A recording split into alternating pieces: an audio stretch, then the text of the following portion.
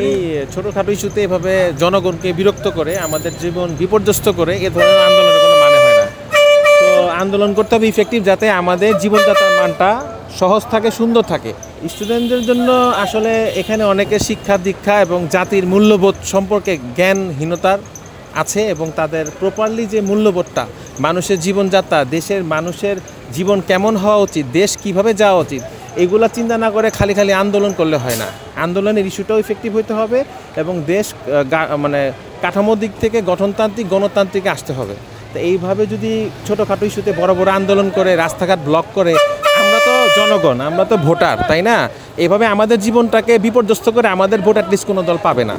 আমরা লাইফটাকে ইজি চাই, কর্মজীবনে ব্যস্ত থাকতে চাই এবং বাচ্চাদের একটা সুন্দর ভবিষ্যৎ চাই, যেটা বাংলাদেশ থেকে আশা করা যাচ্ছে না। এই জন্য আমরা খুবই ডিপ্রেশনে আছি। এক রকমের বলা চলে বাংলাদেশ এখন একটা গ্রেট ডিপ্রেশন চলতেছে। এই সকল আন্দোলনের ইস্যুতে মানুষের ব্যবসা বাণিজ্য, অর্থনৈতিক সকল কিছুতে মানুষ ভুক্তভোগী। কেউ ভালো নেই, আমরাও ভালো নেই, মনে হয় আপনারা ভালো নেই। ধন্যবাদ।